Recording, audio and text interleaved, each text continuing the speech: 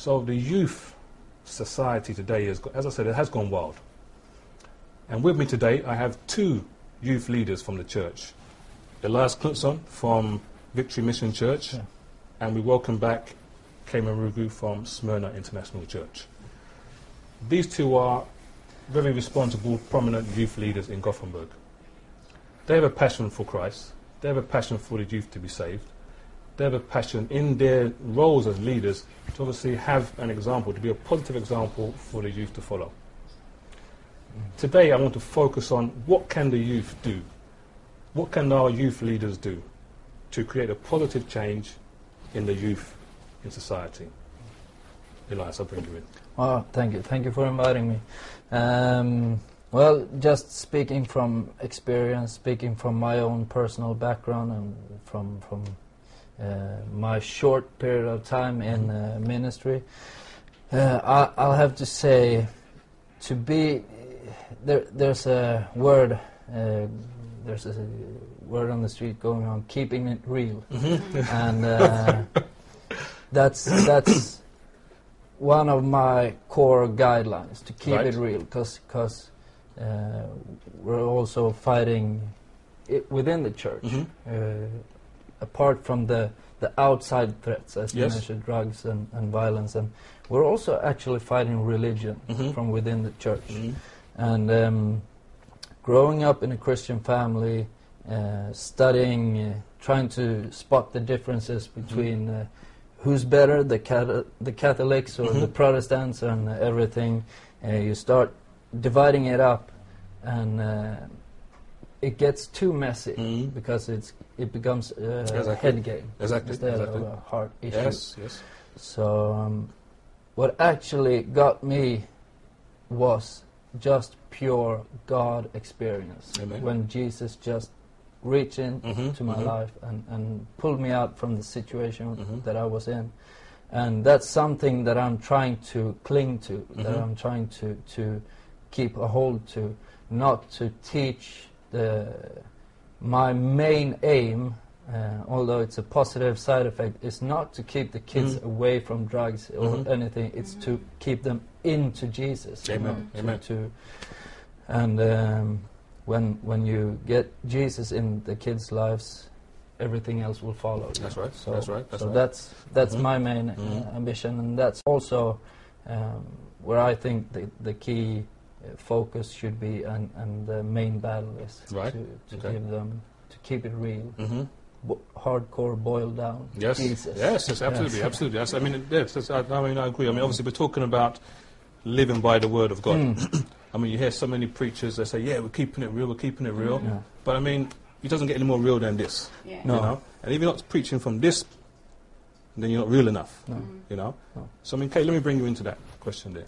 First of all, I agree with Elias. It's important to keep it real, because sometimes, as he was saying, we're fighting religious spirit already in the church, and it's important that it's not about what you can do and what you can't do. Yes. That's not the point. The point is being real and meeting people where they are, just like Jesus did. Amen. And keeping it real is very relative, so we have to be sure that we're talking about the Word of God. Everything is based on the Word of God. Amen. Because also it's very easy to feel for people and accept the unacceptable. Right. I mean, unacceptable in the basis of the Word of God. Okay. Yeah. And so, from my own experience, let me talk about like growing up.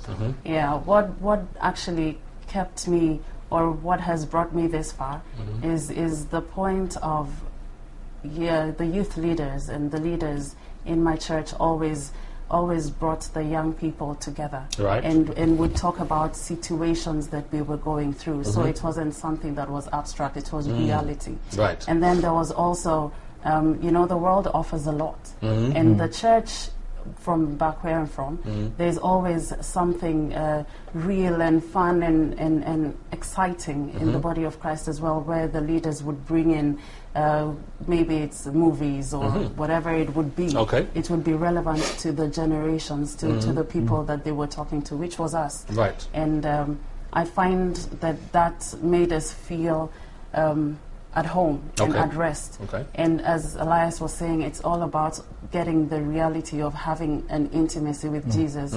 That is the ultimate, because everyone has been created with this hole for only God can fill. And so if you're trying to fill them with all sorts of different things, they'll never be content until they've met the real deal, I mean God himself. Yes, yes. And that's what I can see, that the youth leaders need to bring reality, need to bring life, and need to take away, well, not to take away, but not to have this religious thing of trying to put boundaries to things, Yes. but letting Jesus flow, that let the Holy Spirit flow, and the Holy Spirit reveals the truth to Amen. people as Amen. you surrender to Him. Amen, amen, Yeah. amen. Yeah, the time is now for something to be done. I mean, in my case, if I was to, I mean, this is not a one-man show. No. There are no. I mean, I don't see any Samsons standing up right now and, you know, taking on the whole world and defeating them. No. It's a unity. Yeah, it is. Unity of sexes, Yeah. unity of age, unity of gender, culture. That's right. You know, unity of people getting together Yes. to get the job done. That's why Paul, in all of Paul's letters, Yeah. he spoke about unity. Yeah. Unity. He didn't specify just No, on a no, certain no. group. No, you know? no. Everybody had to Yeah. get together. Yeah. As long as you're based on the Word of God, you've got to get together. Yeah. You know, I mean, put me in the desert. You know, just give me my Bible, Yeah. and if there's no beaches in heaven, by the time I've finished preaching the Word of God to the sand, Yeah. they'll be saved, and there will be beaches in heaven. Yeah. Just give me my Bible. I mean, I don't need nothing more than this, because this is what I want to stand by. Yeah. And that's what we need to get back to. Yeah. Back to basics. And also, I believe that if the youth in society knew more about this than what they know now, Yeah. obviously there's no religion in school, there's no Christianity taught in school, there's hardly anything on the TV.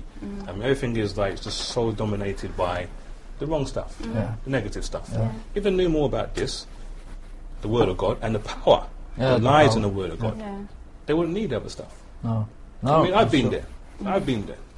I mean, I was brought up in the church, but I could say from the age of maybe 15 to the age of 35, I lived in the world. Yeah.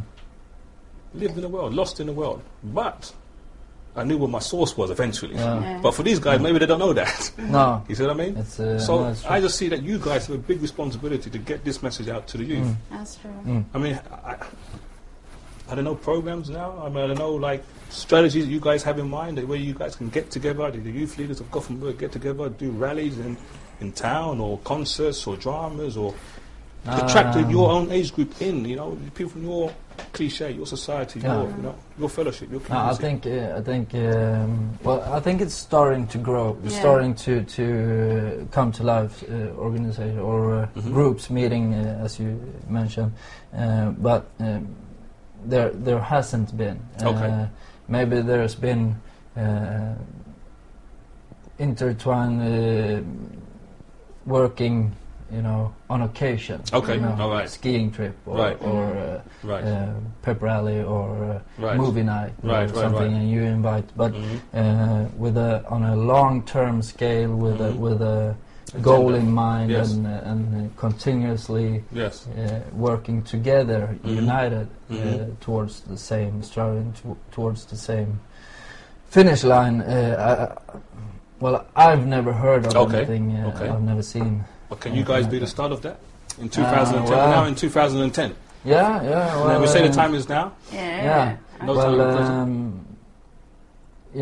also like a huge part of what I mean with keeping it real is obviously from the book, but also religion knows the Bible from within and without. Yes. So it also has to be spirit-led, spirit-filled, and on fire. Yes, yes. And I just want to mention this also because, especially when we're dealing with youth, and as you mentioned, we're competing against drugs, we're competing against alcohol, which has an effect. You can take an empty room, fill it with loud music and some lights, and with alcohol, that room becomes exciting. you Yes, know? yes, It's really, when you're there sober, it's the dumbest thing on earth. It's like, why would you be in a room like this? But so we're competing against things that automatically raises your fun level. And I believe